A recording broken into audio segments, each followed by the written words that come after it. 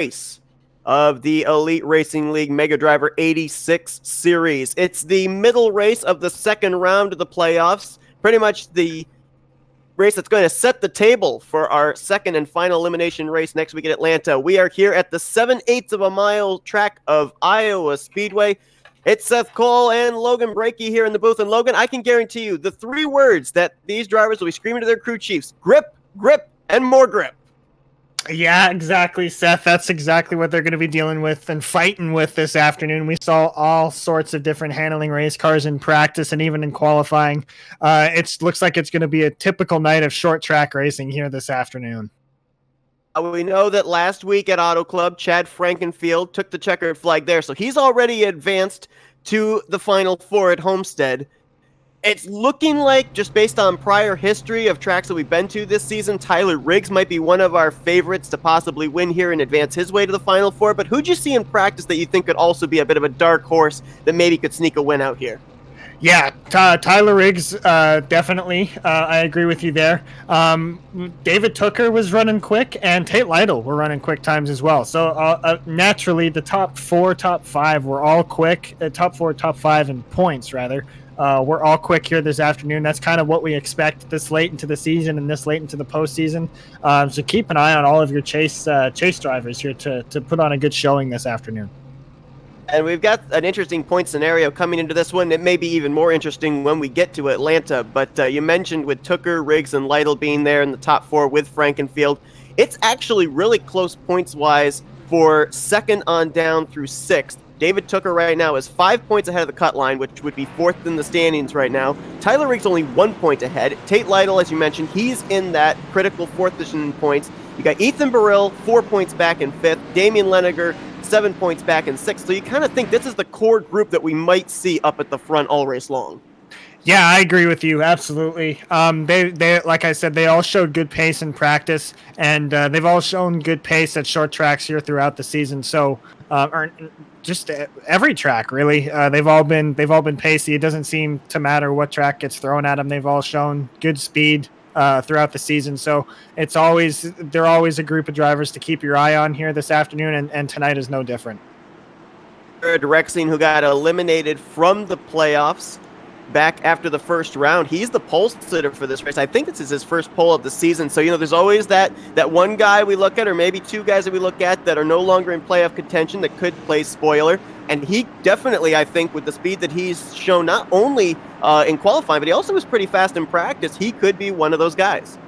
Yeah, absolutely. And the fact that he's eliminated from the playoffs does not take away any of his anything from his performance here this postseason. It's just the cards just never fell his way. And it's not that he wasn't showing any good speed or he wasn't running well. It was not running well enough compared to his competitors to advance on to this far into the postseason. So it really comes as no surprise to me to see him starting up far this front and on the pole here this afternoon. He's got to his outside Damian Leniger, one of those guys that right now would be outside of the cut line, 7 points out of 4th place. So it's an all Supra front row for this starting grid. And we're getting ready to turn him loose. 125 laps at the Iowa Speedway. Really good start from Jared Rexing there. He gets himself into the corner by himself. Nobody to battle with side by side off the corner, which is huge here this afternoon at Iowa. That outside line is going to be fighting back all night tonight. Well, it's going to be for second. That's a 3-way battle. You've got Leniger, you've got Chad Frankenfield, Ryan Lutz right there in the mix as well. Lutz, who won a few weeks ago at Martinsville. And, of course, Frankenfield, when we talked to him after his win last week at Auto Club, he said now he's just going for W's until they get to Homestead because there's really no bonus points that carry over at Homestead in the finale. So he's just going out there just trying to get as many wins to finish out the year as he can before he focuses for a championship. Yeah, absolutely. And that's what every driver that's outside of that's no longer in contention for the championship. They're all looking to end the season on a strong note, build some momentum going into next season so they can come back and look at competing for a championship in the upcoming season. So everybody out there is racing for a win and a strong finish this afternoon. We're seeing right there, we saw Frankenfield. Looked like he had to lift for a brief moment. Car kind of slid up the track. And I think we're going to see these drivers kind of experimenting with not only the bottom and middle groove, but maybe that top groove as well. Try and put some rubber up there, get a little bit of grip for later on. Now, we mentioned as far as the top 6 in points coming to this, we should actually go a little further down because there are 9 drivers still hunting for spots in the final 4. Jared Campbell, he comes into this race 11 points back, so I think he still has a shot to put himself in position if he has a good finish today going into Atlanta. But I'm looking at 2 drivers in particular. Kendall Noah Player, 23 points back overall, and Andrew Rucker, 26 points back. Are they in must-win situations, do you think, or how well do they need to finish here today so that way they can go into Atlanta thinking, all right, I got a shot? Yeah, everybody's got to come in with the mentality of this is a must-win race because 4 drivers advanced to the championship. Well, 4. So 3 of these drivers at least are going to have to win their way in. One of them already has in Chad Frankenfield. So there's 2 spots left up for grabs via win. There's no points racing going on this afternoon. Everybody's out here with a must-win mentality. And it come Atlanta, if you're able to points your way into the Final 4, then so be it. But this is definitely a must-win race for everybody in that remaining 8 positions except for Chad Frankenfield. You know, with Rexing out in front here, you bring up a point there that I kind of think these drivers have to have in the back of their head. You mentioned how there's 2 spots still available for drivers to win their way in, but if you look at our Martinsville race, the first elimination race, we had a non-playoff contender. He's actually here in the forefront of our screen, Ryan Lutz in the 66. So with him winning, that meant that a couple more drivers actually got in through points. And if we end up having, let's say, Rexing or Lutz that are up here, Joshua Adams, guys that are not in the playoffs, if they win here today, that means we're going to have at least 2 drivers that would make it into the Final 4 on points. Yeah, absolutely. And then you approach it with this situation. Okay, say this race continues on and Jared Rexing is still out to the massive lead he is, and it looks like he's probably gonna bring it home this afternoon. Then you take a look at the race and say, okay, where are my competitors running? Where do I need to finish to ensure that I will finish ahead of these guys and give myself a good chance come Atlanta to race my way in either on a win or points my way into that championship 4. Right now, the best battle is going on for second place. I have to say, based off what we saw in practice, I've actually been really surprised these guys have been able to keep their cars underneath them here for 10 laps because we saw a little bit of everything. We saw cars getting loose off the corner, cars getting tight off the corner in practice, but looks like at least for right now, these guys have figured out how they have to approach the corners and make sure that they keep their cars going straight when they exit the turns. Yeah, and I mean, the track temp has dropped a little bit too, Seth. It's dropped down to 97 degrees. It was about 100, 101, 102 in practice. So that's obviously a factor, but you're absolutely right. These guys they seem to have really gotten the feel for it. The tires have probably come in. They're starting to find a little bit of a groove. And there's always the factor of dirty air. Maybe these things handle better in dirty air. Who knows? That's obviously might not be the case considering that Jared Rexing is continuing to gap the field each and every lap. So who knows what could be different for these guys out there, but they're definitely seeming to keep their cars underneath them for now. Tell you what, I wish we had like a live point standings thing right now because I think the points between 2nd through 6th would be super close right now. You got Lediger, who was 7 points out of 4th. He's running in 2nd. You currently got David Tooker, who was 5 points ahead of the cut line. He's back in 10th. You got Tyler Riggs, who was 1 point ahead of the cut line. He's back in 12th. Lytle, the cutoff driver, is in 14th. And you got Ethan Burrell currently up in 8th. I would say right now there may be only 4 or 5 points separating these 5 drivers currently as they run. Yeah, absolutely. And you got Jared Campbell, who came into this afternoon in 7th in points, 11 points out of the cut line. He's up there he's running 3rd right now, chasing down Damian Leniger. So the points are absolutely super close here as they run right now. So I agree with you. I'd love to see a live point standings if that was at all possible, because I'm sure the points are just set within each other. I mean, you think back to the Martinsville elimination race, we ended up having a 3-way tie for the final transfer position for 9th place. So you think about the possible point scenario we could have going into a track like Atlanta next week. But you see there, Ethan Burrell making a move to the inside of Levi Zelensky. That would be for the 7th position. Now, the reason I bring him up is, we looked at Tyler Riggs as a possible driver to win here. And the reason for it, why we had him kind of pegged as a favorite, You look at two tracks that we've been to here in the past this season. You go back to Lucas Oil Raceway, the season opener. Tyler Riggs won that race. And then you go to Richmond. He won one of those two heat races there. And that's a track that actually Iowa Speedway was based off of for the configuration. So with those two type of tracks, you kind of had to look at him. But Ethan Burrill actually was a contender. I think he finished second at Lucas Oil, and he also was up in the top 5 for a good portion of both of the heats at Richmond. So that's why we're focused on him as well as possibly another driver we should look at. Yeah, absolutely. And you hit the nail on the head with Tyler Riggs picking him before this race got green, because as you said, he dominated those races that he finished that he won in earlier in the year. So it's a perfect guess to have him finishing first this afternoon. He's obviously got the short tracks figured out this season, and he's struggling at the start here, but don't count him out here later on. Ethan Burrill and Zalewski side by side. Right behind them there, you've got Andrew Rucker. Now, Rucker actually ran really well despite having a damaged car back at Martinsville, well enough to move on to this next round. And remember back to last week, he was actually up inside the top 5. A good portion of that Auto Club race, got caught up in that late race wreck. Comes into this race 26 points back from 4th in the standings, but right now, currently in the 9th position, having a decent outing. I think right now what he's just trying to do is minimize the damage he sustained last week at Auto Club points-wise. Yeah, absolutely. And in doing that, you make sure you get yourself in the position to finish strongly.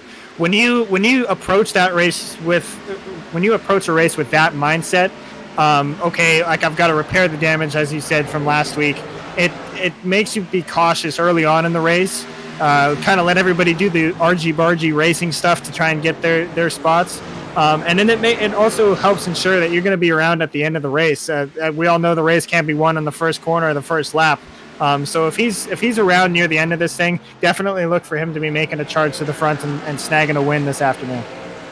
Tell you what, the pace that Jared Rexing is setting right now is unbelievable. He's opened nuts. up about a 1.6 second lead back to Damian Leniger, and to be honest, I didn't really see this kind of speed out of him in practice. So I don't know, is there such a thing as clean air being beneficial at a track as short as this, do you think? Oh, absolutely. Clean air, because there's so many, especially at a track like this where there's multiple grooves, that dirty air is getting thrown all over the place. So it's tough to find a spot where your car can hook up in dirty air like that. But when you've got clean air like Jared Rexing does, and he has got clean air, like he owns the clean air on this track right now. He can, if his car's not handling all that well running a certain line, he can move up the racetrack and try a different line and see maybe if it works that way. It doesn't look like that's the issue for him. His car is hooked up. He's running that bottom line in turn 1 and 2, and then about a lane up in 3 and 4 at every lap consistently.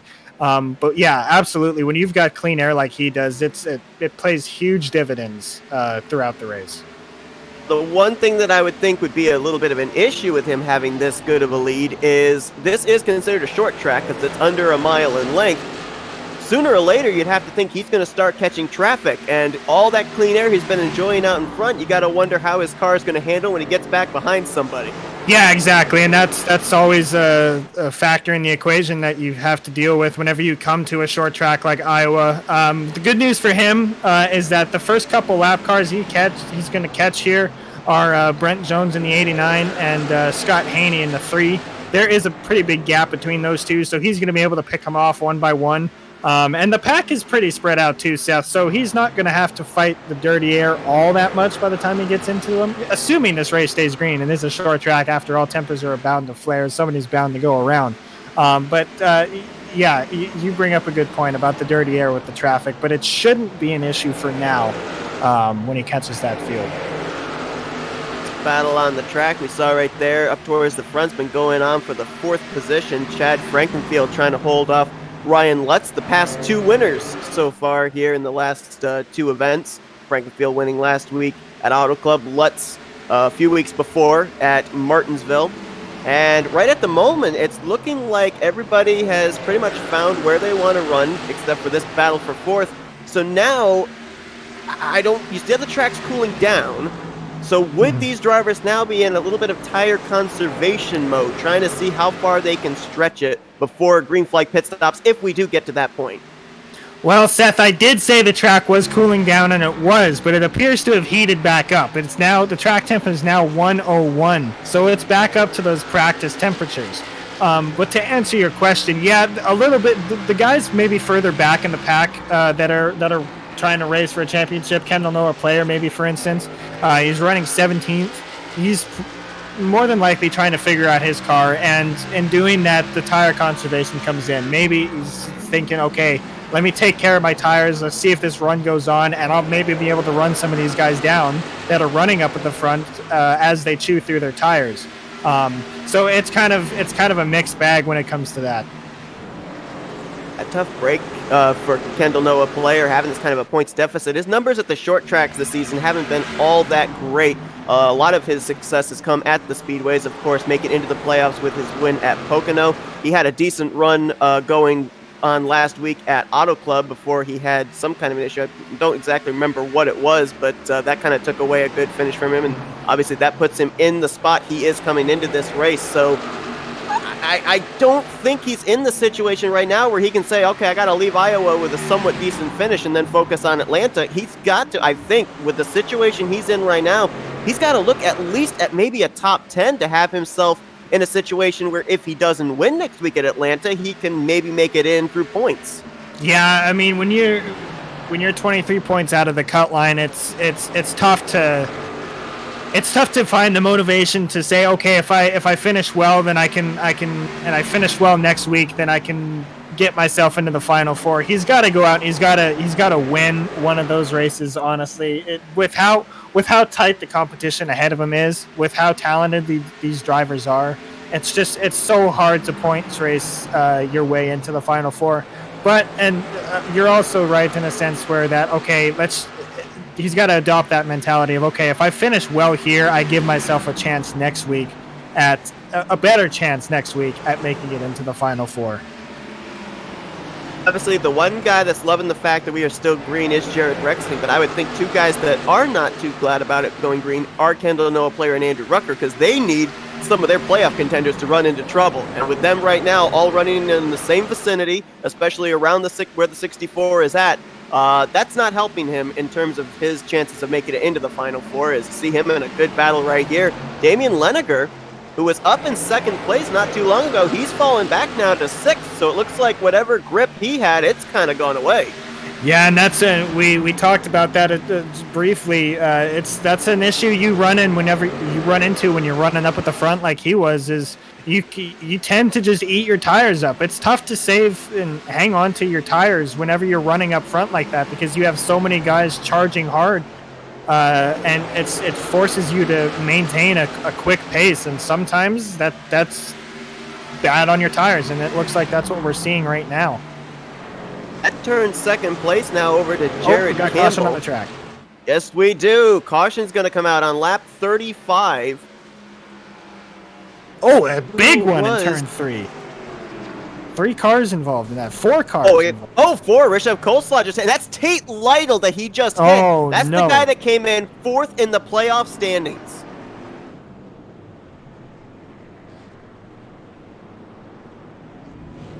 Wow. That is huge. I don't think he sustained a whole lot of damage.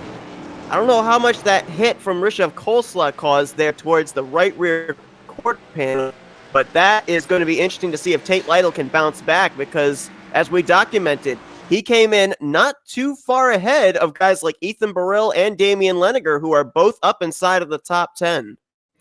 Yeah, and that's really unfortunate for Tate. He looks like he was just in the wrong place at the wrong time, Seth. The 97 bounced off the wall, and just there wasn't enough room for him to save it, and he was almost an innocent bystander in that situation. Levi Zelensky and Tate Lytle, they were battling, I think, for around the 9th position at the time. And as you mentioned, it just looked like the 97 got loose, went up the wall, tried to save it. And unfortunately, too, with the banking, this is a kind of self-cleaning racetrack. Nowhere for Logan Shea to go. Matthew Weeks got a little piece of it.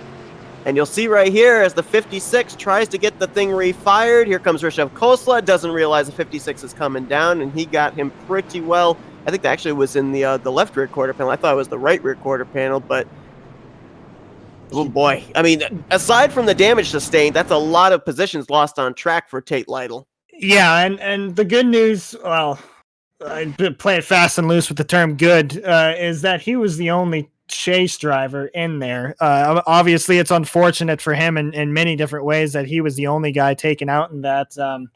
But it's unfortunate way to start his race. Luckily, it happened early.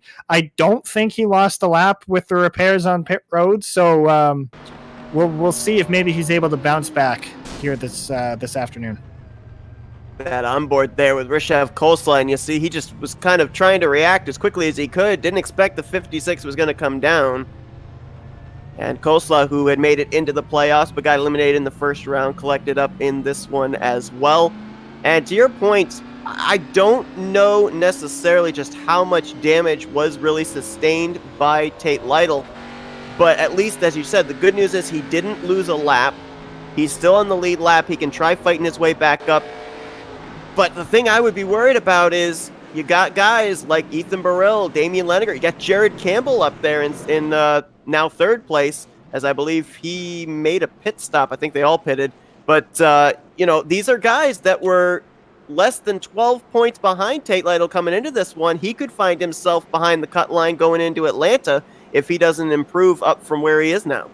Yeah, absolutely. And I was checking out his onboard there while he was pitting for repairs, checking to see if maybe he had any terminal damage. It does look like he's going to be down on power a little bit. This is a short track. Top speed is not necessarily something that teams will look for here. So we'll see how that internal engine damage will fare for him as the race goes on. Still some pretty heavy damage to the front and right side and left rear of that race car, though. The only two other things on his side, this is a short track, so nobody is safe, and there's still a long ways to go. So anything can still happen that can maybe put the point situation back into his favor. Now, Jared Rexing, who started on the pole, he was on it at the drop of the green flag. We'll have to see what he does here on this restart because he's going to have a new competitor to the outside in Chad Frankenfield. And remember, Frankenfield's the mentality now. I got nothing left to lose. I'm going to Homestead anyway. I'm going to battle as hard as I can to try and take this win away from you. Yeah, absolutely. And one guy I was watching make his way up through the field was Gerald Campbell. He was running up. He was up in second. He got up to second. There was a pretty risky business battling with a lap car trying to get the pack. There was a pack of 3 or 4 cars trying to get around one lap car, and Gerald was able to take advantage of that and jump out to second. It obviously looks like Chad Frankenfield was able to run him back down. I did notice a little bit of damage on the right side of Jared Rexing in the 10, so it looks like he might have been a little argy-bargy trying to get around some lap traffic, get him out of the way a little bit. Interesting to see if that comes into play. I did notice a couple of times, and I don't know if it would necessarily give you a lot of damage on the right side, but I've seen a couple of guys like push way up there on the cushion, almost go up to the wall and maybe a little bit into the wall to try and get a good arc into the corner, whether it be turn 1 or turn 3, but the green flag's back in the air and Rexing is on it. Looks like Ryan Lutz is trying to say, go Frankenfield, go, but it's not working. Giving him a little shove coming down in the turn 1, nothing wrong with that. Got to get moving. That outside line looks like it's pulling really well off the corner. I'm surprised it's coming in already this early. Yeah, definitely. Ryan what Lutz a move! And Frankenfield working together on Campbell and Lutz. Got a wreck in turn 4, it's the 12. Ooh, that's Damian Leninger, who came in 6th in points. Oh, we got more cars around. Goodman's collected. Brent Jones is involved. Andrew Rucker. Who's just coming by here? Another playoff contender in the 64. I may have gotten another piece of an incident here. He hit a ton there. He's got no front end coming around here through turn 1.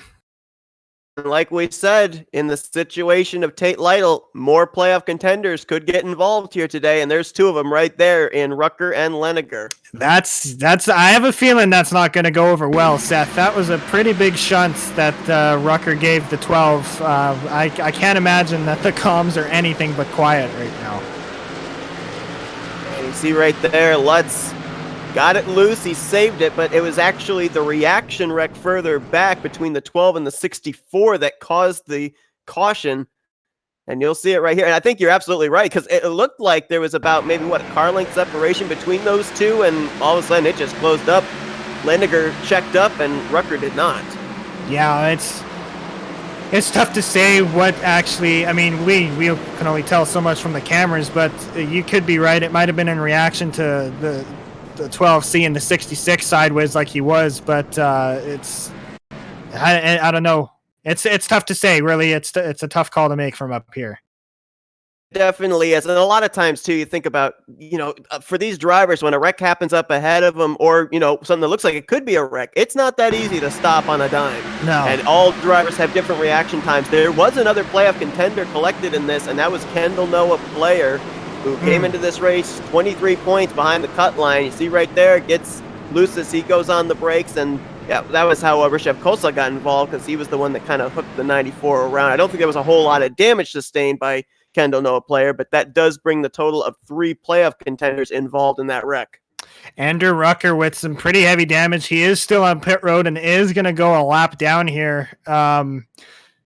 That's an unfortunate turn of events for him, because he was having a pretty decent start to his race. He was running up there in the top 10. Looks like he was kind of just biding his time, but he is going to go a lap down here, fixing the damage that he sustained from that. Damian Leniger lost a lap as well, also due to repairs.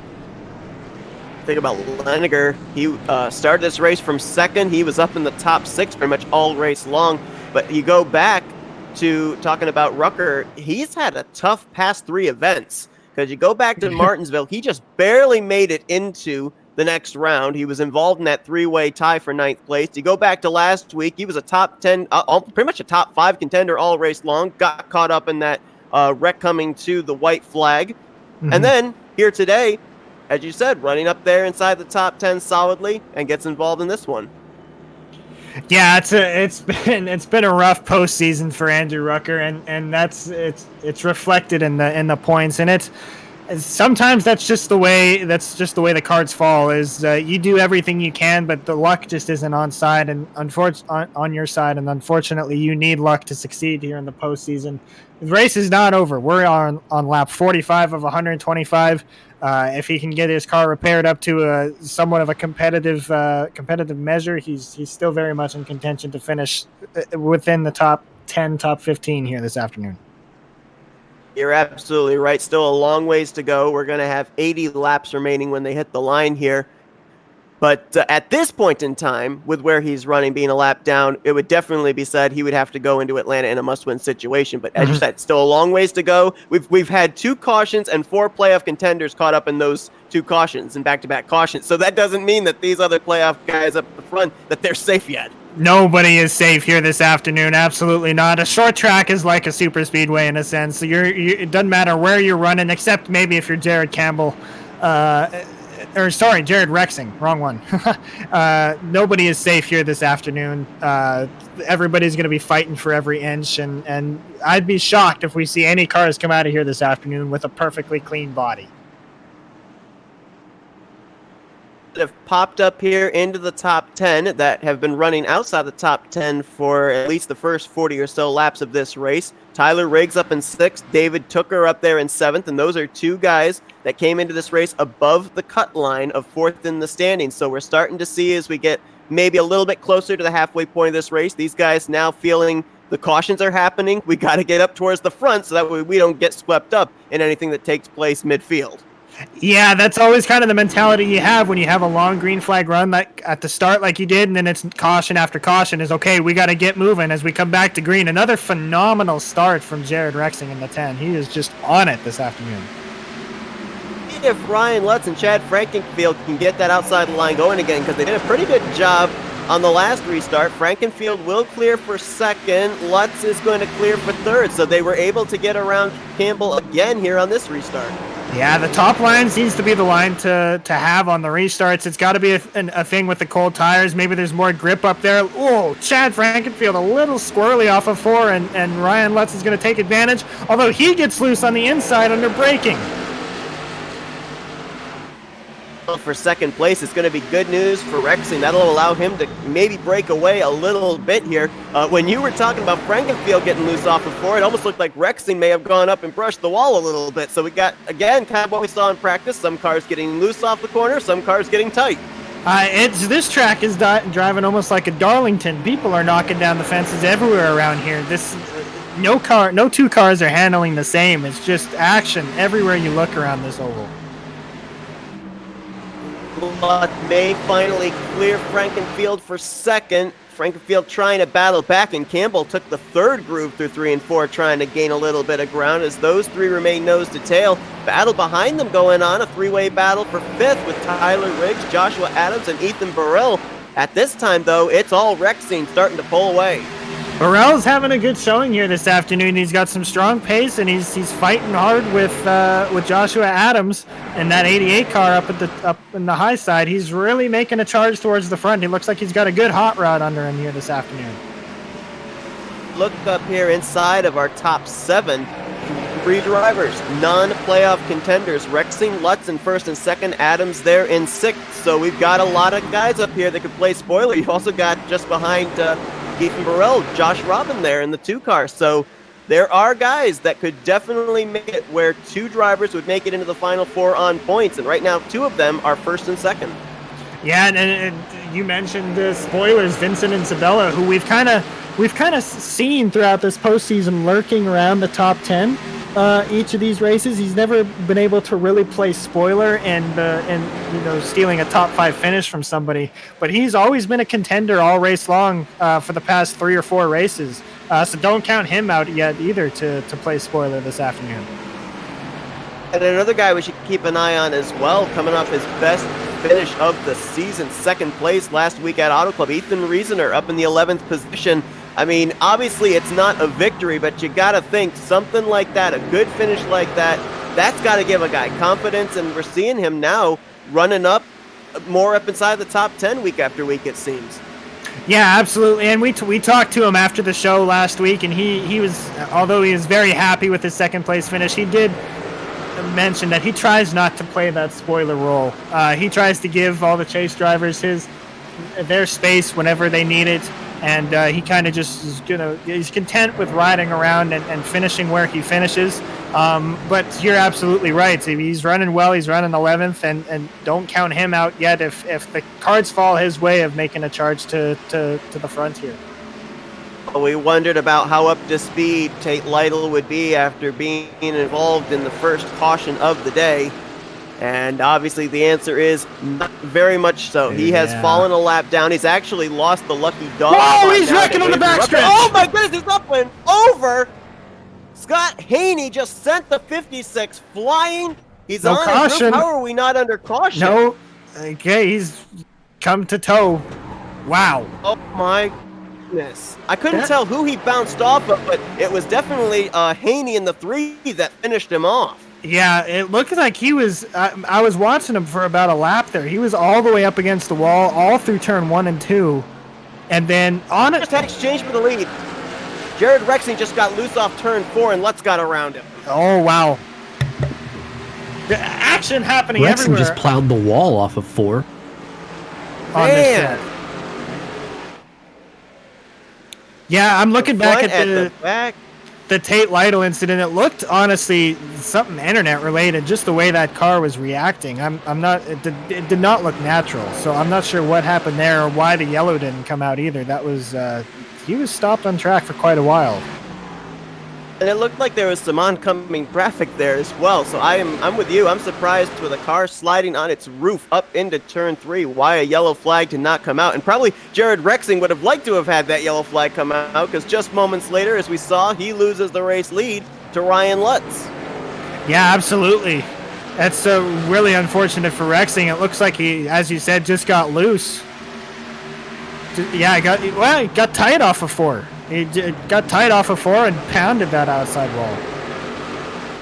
Action is hot and heavy right now from 4th place on back. Oh, we got a car on the wall. That's Tyler Riggs off turn 4. He saves it. He'll keep it going, but he lost a couple spots as a result. That was a heavy lick he took with that right rear, too. There's a lot of damage to that right rear. That's definitely, man, he looks like he had a little bit of help from the 2 car.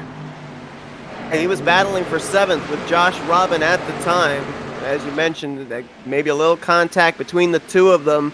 Tremendous save, though. That drops him now into a battle with David Tooker for 8th place. But one thing I would kind of wonder, a lot of these guys sliding around and saving it, that's got to be wearing on their tires a bit. Oh, absolutely. There's no tire conservation going on out there right now. I just had a peek at the track temp to maybe wonder if it was skyrocketing again, but it's actually dropped back down to 93 degrees. So I think everybody's just getting racy. It's a go get 'em attitude here right now. We're 62 laps in. It's every man for himself, just shy of halfway. I think when they come back around, they will have completed halfway through this race. So after all that went on, Lutz is now the leader. Riggs is in the wall. Oh, sorry, Seth. Riggs got into it again off of turn 4. They were 3 wide, and he got pinched. To drop him even further, that now dropped him down to about the 13th position. There's Damian Leneger, who we saw get involved in that kind of chain reaction spin in our second caution. He's now worked his way up to the 11th spot, as he's going to work his way by Kendall Noah Player for 10th, it looks like, in a moment. Not too far back, about 3 car lengths back. Working on passing Tyler Riggs right now. He's already got by him, and you're right. Kendall Noah Player is in his sights now for the top 10. A good recovery drive from Damian Leneger. Obviously, that incident with the 64 didn't hurt him too much, as it was all rear end damage.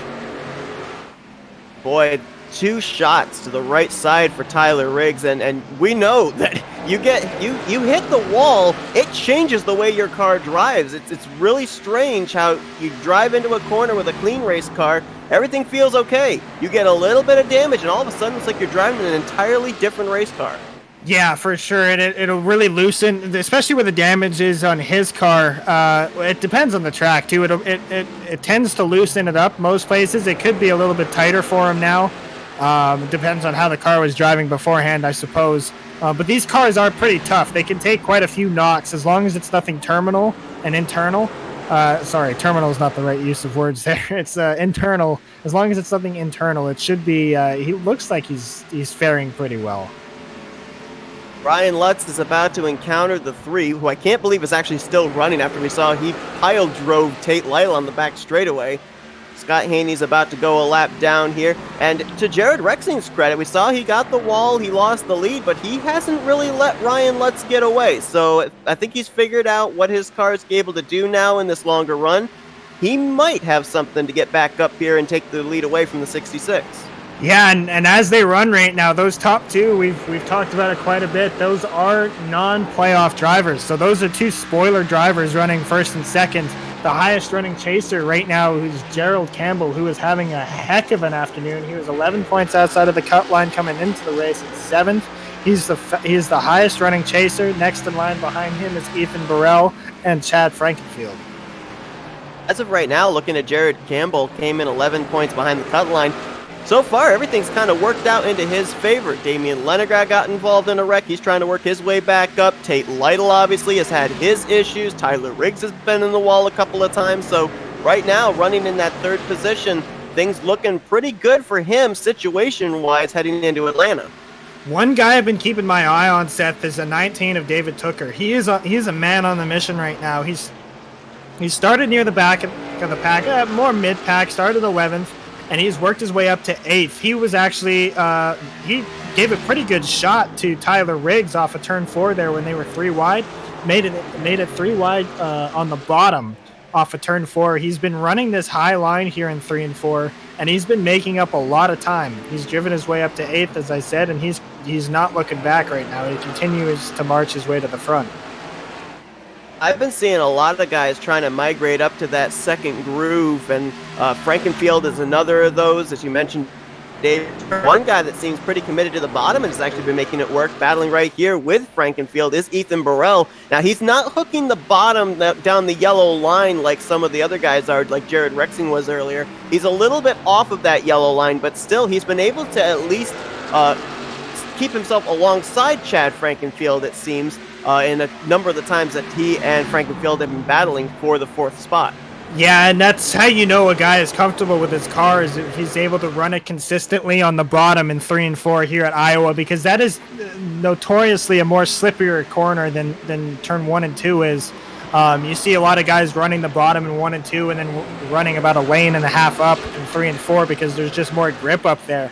But you're right, Ethan Burrell is able to make that bottom work, and he's tried to pass Chad a countless amount of times as he goes to the top side this time, maybe trying a little bit of a run off a turn 4 diamond cut to see if he can get a run off him into turn 1. You talked about the ground David Tooker is making up on that top side. Ethan Burrell's a teammate, so maybe a little bit of information being passed along of, hey, that top side's got some good speed. You might want to go up there and see if maybe that'll help you get around Frankenfield. We've also got a battle brewing for the race lead. Jared Rexing has been slowly chipping away at Ryan Lutz. Last couple of times, Lutz has been faster, but Rexing has not let him get out of his sight. And I think right now what he's doing is he's maybe trying to utilize the traffic that they've been encountering to maybe see if he can close up even more. Yeah, I was I was about to mention that one driver that's loving this battle going on for 4th and 5th is Gerald Campbell, because he's able to pull away from those two and race his way up to the top 2 to make it a 3-way battle for the lead. He's been gradually closing in on Jared Rexing in the 10, so watch out for a very feisty battle to kick off here shortly for the lead. A lap ago, out of the top 3, Campbell was the fastest on track, and that last time by, Rexing was the fastest by about a 10th over Lutz and Campbell, so they've kind of been canceling each other out. One gets the fastest lap, the other one gets the fastest lap, but all the time, the top 3 seem to be closing in on each other. Yeah, and it's right. That's a good point you actually bring up, because I was flipping back and forth to try and see who maybe out of these 3 was running the faster lap, but nobody was doing it consistently. They're all taking their turns running faster laps, so it's just a matter of whose tires hold on the longest here in this run to see maybe if they can close down on one another. I'm not taking my eye off of Gerald though, because he has been closing in on Jared slowly but surely. This battle for 4th place will not go away. Ethan Burrell still on the bottom, Frankenfield up top, and as this is going on, it's allowed Josh Adams and Josh Robin to close in. It's now a 4-man fight, and Ethan Burrell finally after maybe about 15 to 20 laps of trying, he finally gets around Frankenfield. Chad's coming right back on the bottom though. He's going to try and make it stick off of 4. Not enough boost to get around him there on the inside. So Ethan Burrell's hard work is finally going to pay off. He's going to go and chase down Gerald Campbell in 3rd. I was going to try to, but that side-by-side between Frankenfield and Burrell not only brought Adams and Robin into the picture, it also allowed Campbell and as well as Rexing and Lutz to kind of pull away. So Ethan Burrell's got a lot of ground to make up before he'll be able to start challenging for 3rd place. Yeah, and the 19 of David Tooker was also allowed to close in a little bit on that little pack in front of him as well. They're still battling hard for 5th place. It's a 3-way battle, as you said. David Tooker is looking at that and licking his chops, saying, man, I got to go. That's 3 spots in front of me right there that I can grab. And this is a pretty interesting battle here, too. You got Frankenfield, who's already locked into the Final 4. You got Joshua Adams making his first start since Martinsville. And a couple of times it's looked like Josh Robbins thought about, do I want to try and shoot the gap up the middle here? Because he's running that middle line. So this could get very interesting, especially if, as you said, David Tooker is able to reel in these guys. A little bit of contact off of turn 2, but to your point, 3 wide can work here to an extent. You got to have the drivers that'll make it work. So it's not out of the question to see him try it. He's got nothing to lose. He's not a chaser. So he's more than willing to make those kind of moves on actually any of these guys have nothing to lose because Chad Frankenfield's locked in, so this battle could heat up even more than it already is. Great point. And remember we talked about a guy that was kind of struggling early on. How about Kendall Noah Player up there in the 10th position right now? A guy that really needed a good run to put himself at least in a decent point situation. I just jinxed him. He just got the wall off of 4. I thought he was missing a wreck with the camera. I saw him go down in the apron. I thought somebody was spinning in front of him. It looks like he's able to hang on.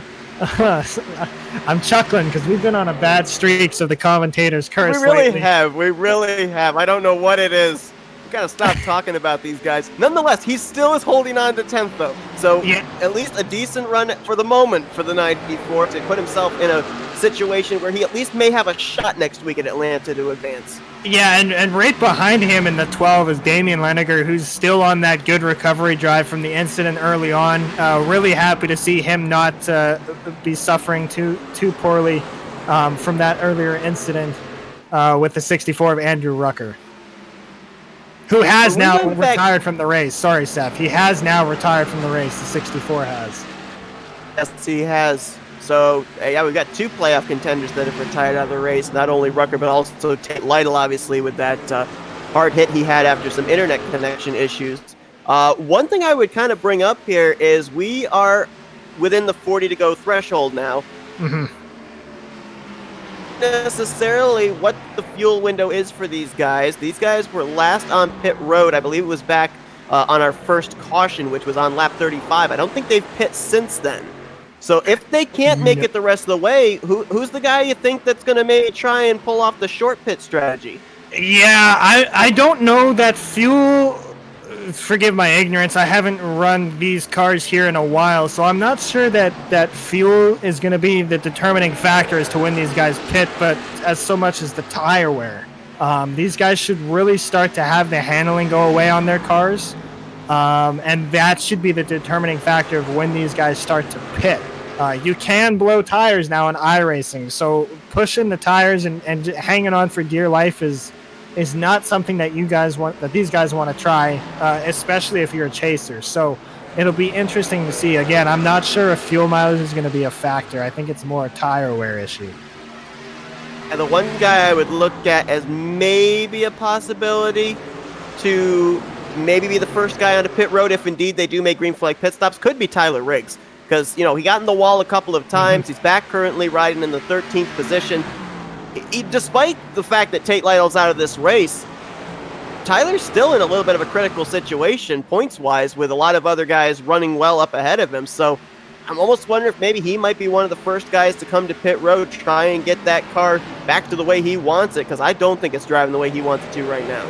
Yeah, exactly. And he's honestly praying for a caution so he can get some of that damage fixed. But you're right about the point with Tate Lytle. He was the next guy in line behind him by a point, and then it was Ethan Burrell. But you look at Ethan Burrell, he's having a heck of a race running up there in the 4th position. So there's not much of a gap right now. If, in fact, he probably has jumped him in points just based on the gap that they're running out on the racetrack. So, yeah, we could see him come in and short pit and maybe try and make up some track position with the quick tires or with the newer tires. We'll just have to wait and see. Lost a spot to Shane DiMantova. He's about to lose one to Alex Belvance. We are now heading towards 30 laps to go. We're in a long green flag run, so hopefully when we get finished, we may have some green flag pit stops. We're going to take a quick commercial break, and we should be right back here for the finish. Beautiful but very warm Sunday afternoon. Campgrounds are full. Happy race day, everybody. It's going to be a great afternoon for racing. You can't ask for anything more special than what we have here tonight. Drivers, start your engines! Let the party begin.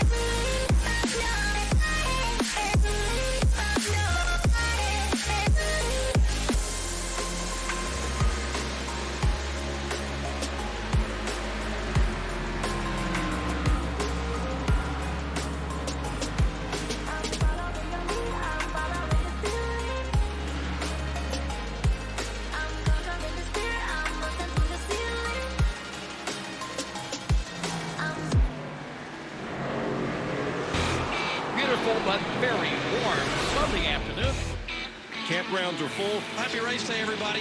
It's going to be a great afternoon for racing. You can't ask for anything more special than what we have here today. Drivers, start your engines! Let the party begin. Back here to playoff race number 5 at Iowa for the Elite Racing League MegaDriver86 series, and we are now at 30 laps to go. Ryan Lutz looking to play spoiler yet again, showing the way, but we're thinking that more than likely we're going to see some guys ducking onto pit road before this race is over. Yeah, absolutely. They've been out there around 60 laps on those tires. That's a lot of laps. That's a lot of short track laps on those tires.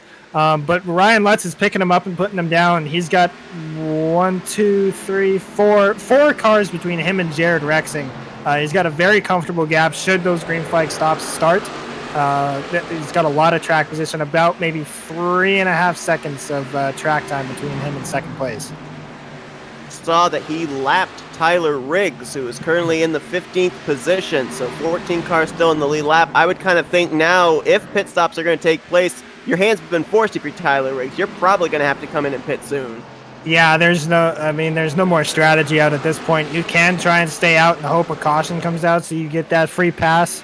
But at this point, I think he just needs to take his medicine, come to pit road, get some new fresh Goodyear tires on there, and just run the race best he can until something falls his way.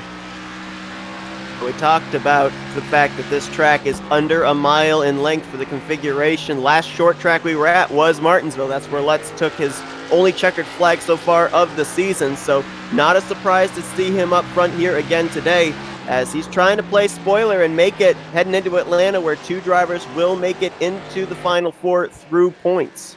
Don't look now, Seth, but the 31 of Gerald Campbell has closed in on Jared Rexing. He's using the left traffic to his advantage. He's going to try and move on the inside and put him 3 wide in turn 1. It looks like it's going to stick coming off of turn 2. Wow, he kind of used the 26 of Tyler Riggs to be able to get some draft on the straightaway. Now trying to use Michael Goodman as a little bit of a pick play here for the Green Bay Packers car. What a move there from Gerald Campbell. He is a man on a mission. We look at him here. He entered the day again, 7th place in points. This is a must-win race for him, and this is essentially a winning race car right now. He's running second, the highest out of all the chasers. This is a fantastic afternoon drive for Campbell in the 31. Here's the thing. If they do not pit before the conclusion of this race, he's got over 2.5 seconds he has to make up on Ryan Lutz. Does he have a good enough car to be able to cut down that amount of time in about 20 laps? Well, we'll have to see. I mean, it's all a matter of, like you said, the green flag pit stops, because if these guys pit here in the next couple laps, then he's got fresh tires to the end. I'd say absolutely he's got the motor to go get it done. But at this point, he's showing good pace on old tires. Ethan Burrell is behind him here in 4th and is slightly closing in to the 10 on Jared Rexing. But right now he's in a good spot. He's ahead of all of his chase competitors. I'd say work with what he's got and try and get this car to the finish. If the opportunity presents himself to go chase down the 66 of Ryan Lutz, then absolutely, by all means, go get it done. First car in pit road is Joshua Personette. And looking at the lap times here, too, it looks like Jared Campbell is faster than Lutz. I think the only other car that's faster than Campbell is actually Ethan Burrell. So there's another car that's got apparently good long-run speed, as he's worked his way currently into 4th, and he's actually starting to close in on Rexing in that 3rd-place battle. He is, yeah. He's closing that gap down slowly but surely. It's probably a thing that we talked about earlier is the tires. It's could be falling off on Jared Rexing, and Ethan Burrell's done a good job of taking care of his rubber. So that could be the factor that we see. I don't see a lot of cars coming onto pit road just yet. The 7 looks to be the only one that's dove on at this point in time. So we'll keep an eye on that as the race goes on.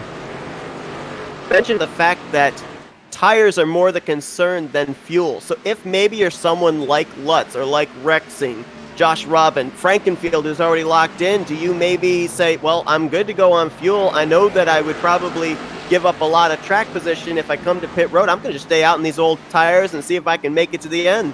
Yeah, and that's where experience helps as a driver, because it's all on feel, right? It's all depends on how your car is handling. Am I really plowing? Have I started to fade away? Am I able to run consistent lap times? There's a number of factors you have to look at, and if all of those factors line up to say that you can stay out, then absolutely you're going to stay out. And as it seems right now, we're coming to 15 laps to go here in 2 laps time. As it runs right now, it looks like these guys, for the most part, are going to stay out and try and push this to the finish or until the next caution. It's all about really preserving your brakes, preserving your tires, how you approach the corner, and of course with Ryan Lutz showing us what he was able to do at a track that has such heavy braking zones as Martinsville, you'd have to think he'd be one of those guys that would fall under the category of knowing just what he has to do to conserve his brakes, conserve his tires, make sure he's able to make it the rest of the way. So I think that right now, we may not see that 66 come to pit road. Yeah, and as you said too, he's outside of the chase.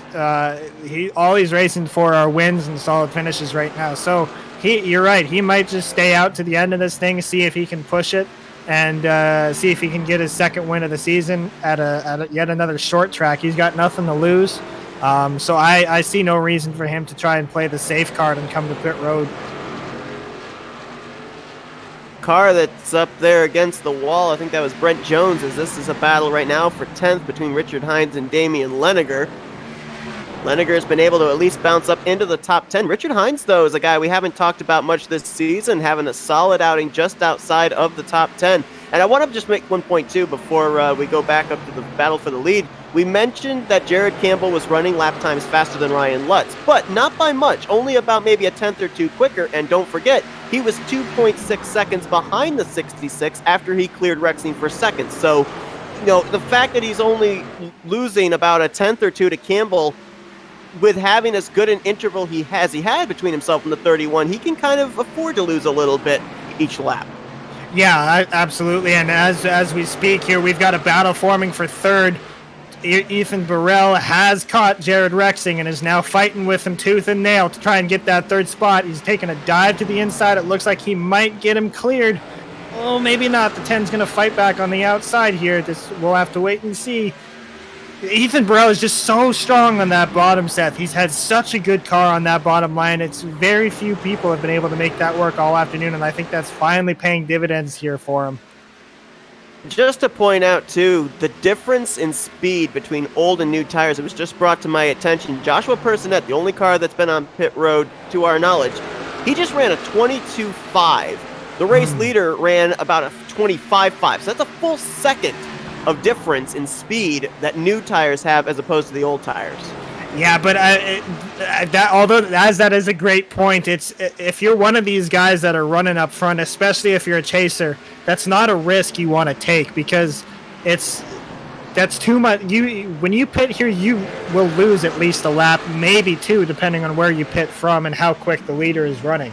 So it's just not a gamble worth taking this late in the race. If we still had 40-ish laps to go, I'd say absolutely bring your car to pit road, slap some new tires on there, and see if you can maybe run down the leader once those stops cycle out. Oh, Campbell scraped the wall a little bit on the front stretch here. Looks like he's going to get away okay. Ethan Burrell up to third now.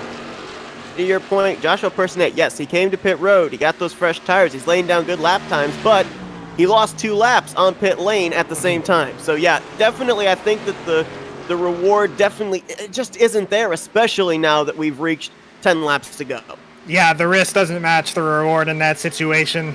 But it's certainly looking like these guys are going to stay out and stretch their tires. I'm watching this battle for second here. This is essentially a battle for the race win between the championship contenders. Burrell is slowly but surely closing in on Gerald Campbell here for second. These are 2 guys that came into this race behind the 4th in standings cut line. Burrell was 4 points back. Campbell was 11 points back.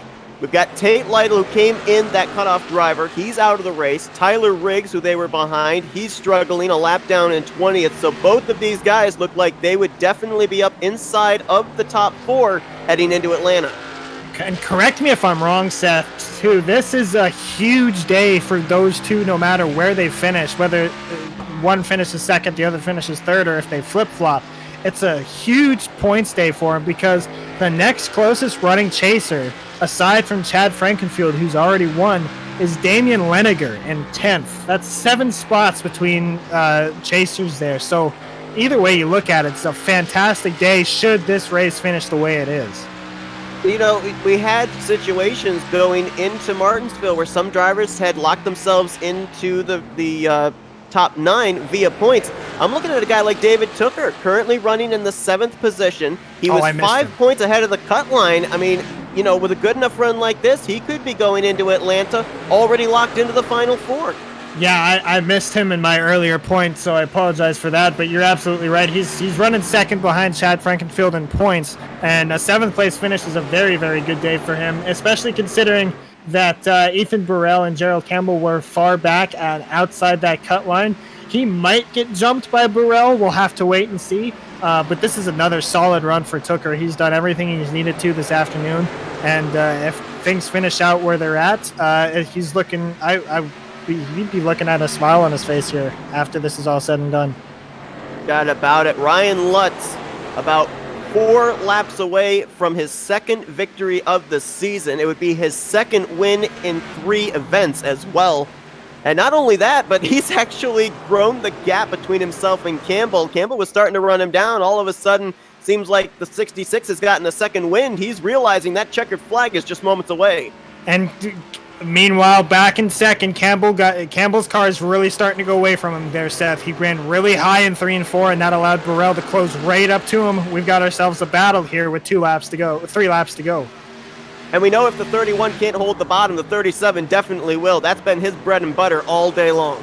Yeah, but he gets, and the 37 to that point gets such a good run entering 3. I think the 31's car really struggles entering turn 3. He's able to maintain the gap, and here in 1 and 2, you see that gap doesn't really close up all that much.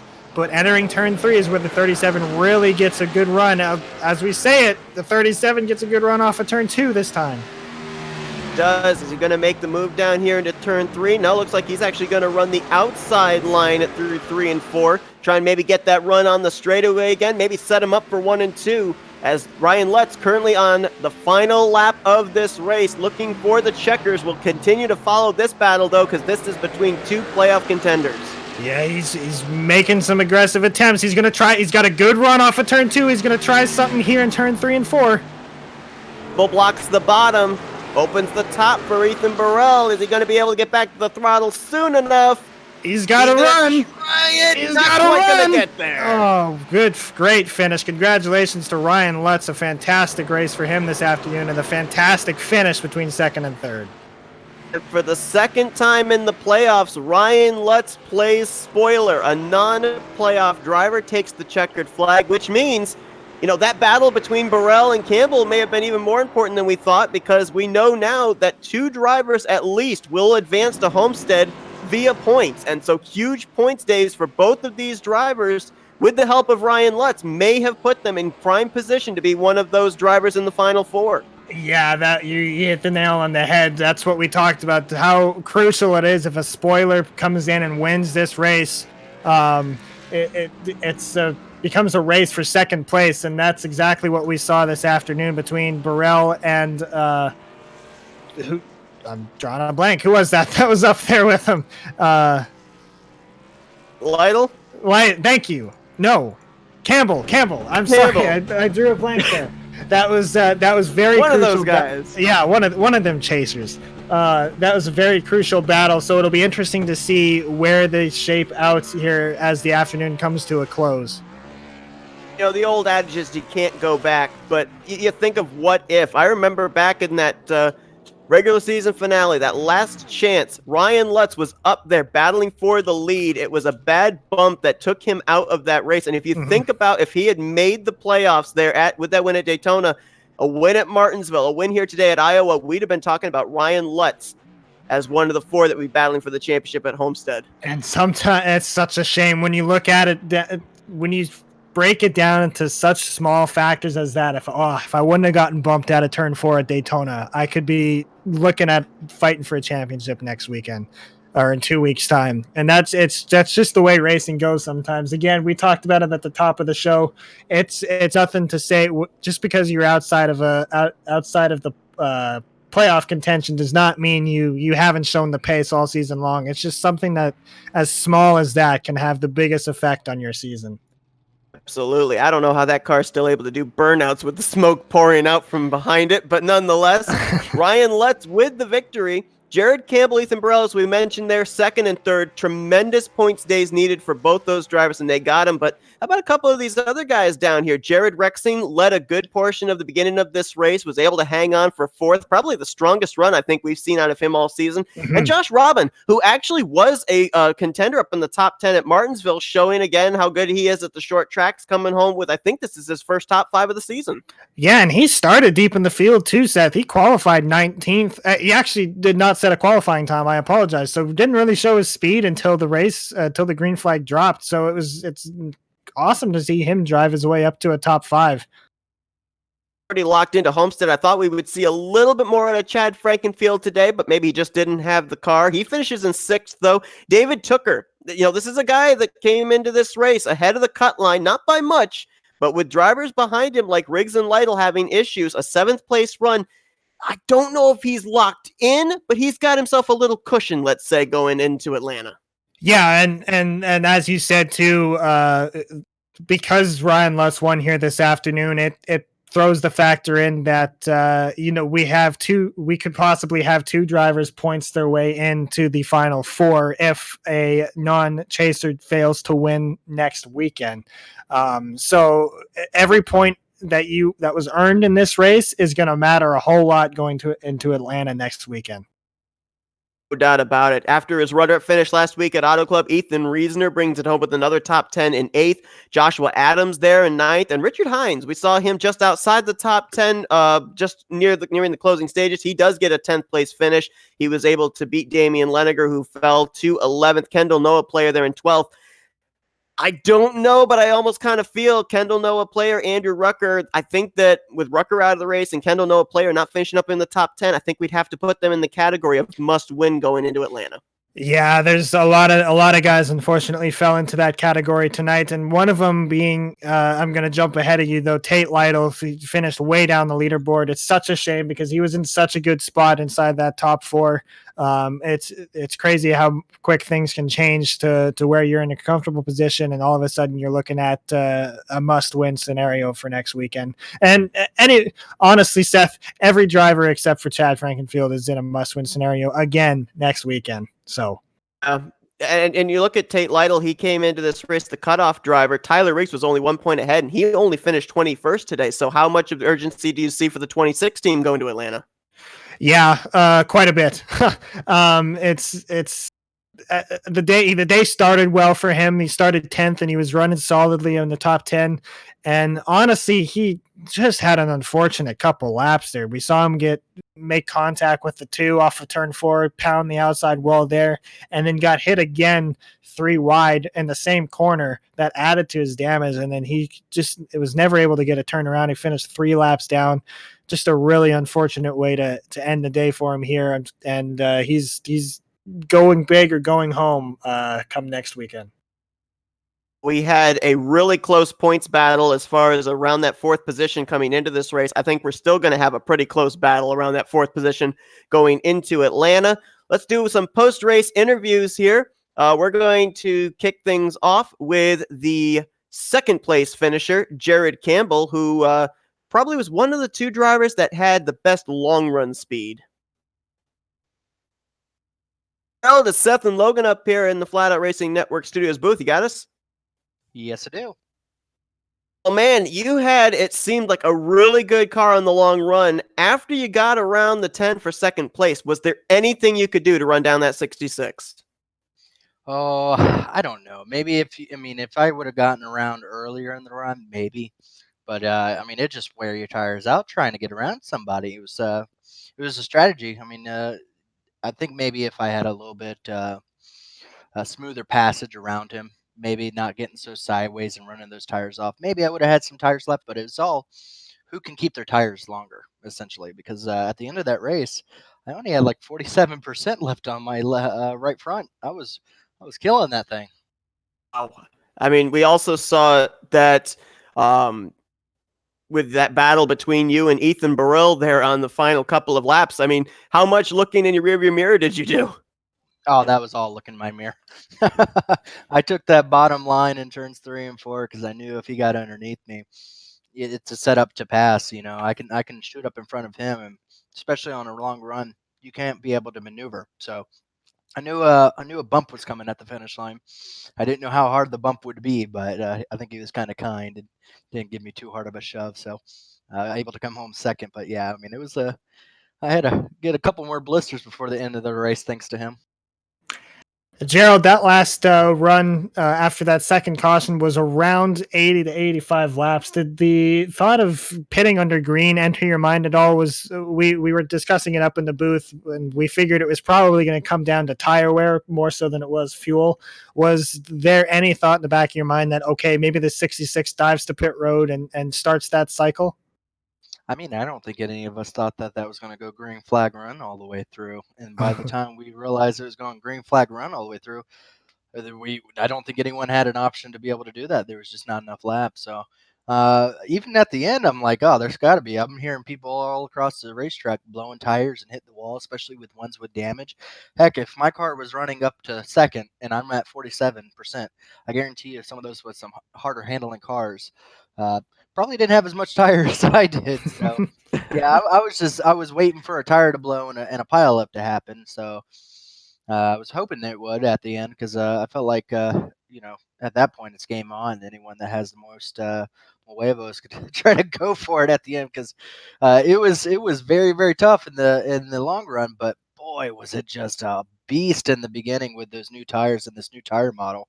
It was you think you go in there with the same confidence as you did at the end of the run. You go in there and you're like, oh, it's not who touched my car at that point. It was rough.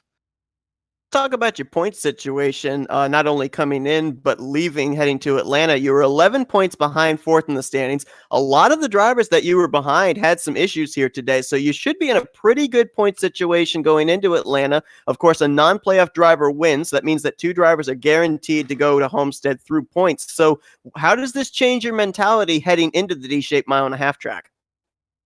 I mean, Atlanta's a tough shot because especially on the beginning of the runs, it's so easy, especially on restarts, that if a guy checks up in front of you, I mean, that's a track that I've been hit more on the start where people spin their tires and you just get a stack up than any other track on the circuit. So, I mean, restart's going to be real key. Getting the start up at the front, qualifying, all that's going to be very important. And we thought tire wear was bad here. Atlanta's going to teach us a new. It's gonna make us think that fuel's not even an issue. We're gonna have to pit whenever that tire blows at Atlanta, I think. So I'm kind of anxious to see what Atlanta brings us, but good for the points. At least it puts me back in the contention after a rough start and pretty much all the leagues for elite for point standing wise. I had a rough week last week, so hopefully going to go about turning it around and see where we run at. Atlanta's a fun track, so just try to get into a groove and just tippy toe again. Highest finishing playoff contender here today with second place. We're going to turn the microphone over to you and let you do some shout outs here. Yes. Thanks, PRM. I team up with them. I'm not technically on the team. I'm still an independent nobody, but PRM very fun to be around and to listen to their chatter on the radio. And thanks, VFW. It's a Veterans of Foreign War. I'm a part of that. It's a good little organization that supports vets and has a little meeting places for them. And I always, as a thing, just like to shout out to if you see a vet, thank a vet for their service. Give them a handshake or give them a salute or just tell them thank you. It doesn't have to be a holiday. Shouldn't have to be a holiday. There's a lot of people out there that allows us to do things as fun as this and have a great broadcasting group like you guys. So thank you guys for broadcasting and making us seem a little bit more entertaining than we probably think ourselves are in some of these races. So thank you guys, and let's go have some more fun. All right. Well, always a pleasure. And Maybe we'll get to talk to you again next week at Atlanta. And of course, obviously, Atlanta, maybe we'll see you there in the Final Four at Homestead. Wouldn't that be fun? See you guys.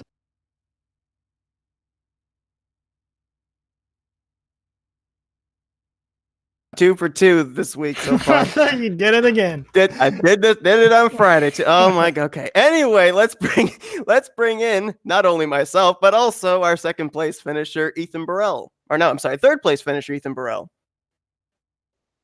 Ethan, Seth, and Logan up here in the Flatout Racing Network studios. You got us? Yes, sir. Gotcha. My goodness. I mean, we were noticing a lot of drivers having difficulty on that last green flag run of being able to hold the bottom. You seem to be the one guy that could hook it right down there on that inside line. How much conserving were you doing early on that was allowing you to be able to maneuver your car down there? Honestly, I don't know. I wasn't really focused on that early in the run, as that start of that last long run, I was door to door with Chad for like 20 laps. So I was really just, I don't know. I think I was backing up the entry a little bit more than most of the other guys I was around, and I was kind of just focusing on the exit run because I knew, the car was super loose. So I felt like I was doing a really good job at giving it just enough throttle to not slide coming out of the corner and try to build up those runs down the straights. You bring up the fact that, the car felt light underneath you. We saw in practice a lot of drivers struggling. They were either getting tight off the corner or loose off the corner. But then we ended up going into a 25-lap green flag run. We had about an 80-lap green flag run there at the end. What was it that changed that had drivers be able to actually maneuver their way through the corners? I kind of have a theory that it's almost like a reverse psychology situation. If the car's too stable, then guys start running each other really aggressive, and that's when you wrecks. But I mean, it's we're all good drivers, and we get in cars that the setup's really tough like that. It almost helps you get longer runs because everyone's so worried about fighting their car that we're not sitting there door banging each other and stuff. Ethan, because you brought up a good point about maybe the way the car handles has an effect on the outcome of a race. I know on a personal level, when I see a setup that's running as difficult as this one was, where guys are slip sliding all over the place and knocking down the turn 2 and turn 4 fence, were you expecting a run as long as you got at the end of this race, or were you expecting way more cautions than we had? I expected that early long run, kind of guys feeling it out and just kind of cruising early in the race. But I even told my teammate David Tucker, I was talking to during the race. I was like, oh well, there's our long run. I thought for sure we were gonna be junking it up quite a bit after that. But everyone did a really good job. It's a lot of the line, and everyone kept their cool pretty well, and we all raced each other pretty fair. Talk points going into Atlanta next week, because obviously with Lutz winning today, we know 2 drivers will be advancing into the Final Four through points. You came into this 4 points behind the 4th in standings cutoff line. Tate Lytle and Tyler Riggs, who were ahead of you in points, didn't even finish in the top 20. So you've got a nice little cushion, it seems, going into Atlanta. Does that change the mentality at all at how you're going to approach that race? I'd say it takes a little bit less pressure off of me, not being behind, but I would love to just. I mean, Atlanta is one of my best tracks. I would love to just go out there and take the checkered and not have to worry about it. So, yeah, no, I think it'll be a little bit of pressure off my back, but I'm definitely gonna be pushing it. Going for a solid finish and hopefully get me one of these wins that have been evading me all year. Absolutely. We were talking about the fact that you had a good run at Lucas Oil. You had good runs going at Richmond, tracks that are very similar to this configuration. So it wasn't a surprise to see you up front here. But yeah, as you said, well, we wish you luck at Atlanta. We're going to give you the opportunity to turn the microphone over to you and let you do some shout outs. I just want to thank Amazon, my guys at Pro Edge Racing. I mean, we've kind of had our ups and downs with results, and my buddy David Tucker getting us a couple wins this season really bring us back up, and we just been fighting through this postseason, and my my grandma and Aunt Judy and my girlfriend always tuning in. Buddy Austin and our couple of our PlayStation friends always watching our broadcast. So thank all you guys for cheering me on, and we go try to get a win next week at Atlanta. All right, that's Ethan Burrell, brings it home third place. Hopefully we'll talk to you next week at Atlanta. Wish you luck there. All right, thank you guys. Congrats, Ethan. And last but not least, let's bring in the spoiler, if you will, Ryan Lutz, getting his second win on the season. Ryan, Seth, and Logan up in the Flatout Racing Network Studios booth. You got us? Yes, sir. I think we've got a nickname for you here during the playoffs. It's definitely the spoiler, because Martinsville, you took the checkered flag as a non-playoff driver, and here today you ensure that 2 drivers via points will make it into the Final Four. But man, after you got around Rexing, you were gone. How much were you aggressively attacking the corners, and how much were you conservatively attacking them? Because it just seemed like no matter which it was, you were pulling away from everybody. Yeah, my car seemed like it got better on. It was better on older tires on the long run for sure. I don't know what it was about the end there, but it just really ripped the bottom. And I was running faster lap times the last 10 laps of the race than I really was all day. So I don't really know. I was backing up the corner a lot, just trying to save and trying to see where the cautions fell and if they were going to fall. And it really just honestly panned out just to be our race. Well, we went about 80 laps there on that last green flag run from the second caution to the finish. With being a non-playoff contender and knowing you were good to go on fuel, were you basically thinking, all right, I'm just going to ride this out, try and hope that my tires stay under me, and try and ride this thing to the end? Yeah, I was really playing with the guy in second, really. When I passed Jared, I let him get to me a couple of times, and then I would pull 3 or 4, like really drive it aggressive for 5 laps, and then I'd back it back off and let him get to me. And I was really trying to actually use his stuff up so that at the end of the race I could really put it on him. And I think that's really what we did. I think we pulled 3 seconds there at the end, and it was a fantastic race, and I had a blast. Ryan, we saw at the start of the race, Jared Rexing really take off and build a pretty comfortable gap for himself when he was out there leading. And it looks like you did the same for yourself once you got out to the front and started leading. Was the clean air really that advantageous for you as a driver once you got that clean air? I think so. I think the car got better when I got to the lead. I think I was really running him down when I got to second, but I don't know. It's hard to gauge. I didn't really notice a huge difference, but in the first run when I was watching him in the lead up there, I was really just kind of riding. I don't know if you saw, but I was side by side with Chad for a couple laps, and I could have thrown a big slider or could have cleared him and stopped in the center and went off, but I think it was just too early. I didn't want to flatten any fenders or anything, so I was really just riding. But I think the clean air did have something to do with it. I think it certainly helped me.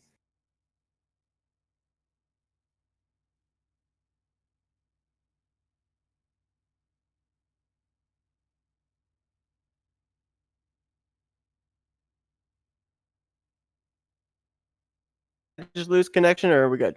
No, we're good. I thought. Oh, okay, we're good. Okay. Well, Yeah. Everything just went silent for a moment, so I thought I was dropping. But yeah, you mentioned that big slide that you had there when you were battling with Frankenfield through 3 and 4. I mean, you did a great job of keeping it underneath you. But I mean, that move that you made there, did you think it was all over? You think the car was going around on you at that point? Yeah, I thought we were putting on the trailer right then and there. I had such a big run on the outside. I cleared the 31, and I was like, man, we could really be aggressive here to get second. And then when I went to the bottom there under Chad, it just I missed the mark. I missed my mark by about 6 inches, and it just was like I was on ice. So I was luckily enough where we saved it and had that caution and restarted back to fourth and drove to the lead. So definitely thankful for that. Thought the race was done right there. Slide to a win. We're going to give you the opportunity here, turn the mic over, and let you do some shout outs.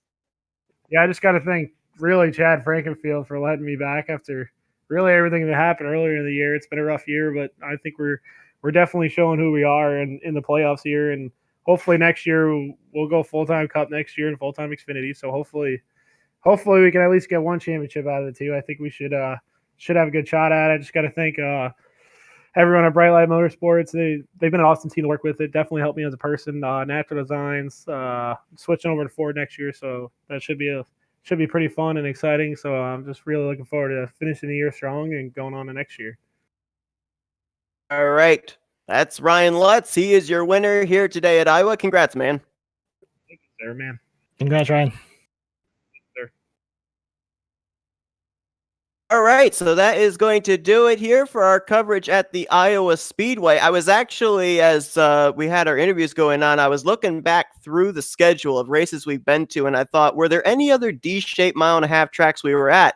Well, yes, we were actually at Charlotte Motor Speedway, and the one guy that we talked to in post-race interviews that was worried about going into Atlanta was the winner of that race, Jared Campbell. So that'll be very interesting. The guy that has already won at a D-shaped mile-and-a-half track is scared of the grip levels at Atlanta. I think we're in for a pretty interesting race next week, Logan. Yeah, for sure. But to finish up that point, Atlanta, you got 3 D-shaped ovals on the schedule. Is maybe not on this schedule, but in the NASCAR schedule as a whole is Texas, Charlotte, and Atlanta. Texas and Charlotte handle pretty similarly, but Atlanta always seems to handle a little bit differently. It's always tends to be a little more of a loose racetrack, and I think a lot of that has to do with the surface being really, really old. So he probably has that fact in the back of his mind where he knows it's a lot different handling wise in Charlotte. So that could be a reason why he's a little on edge, but it should be a very, very fun race to watch next weekend.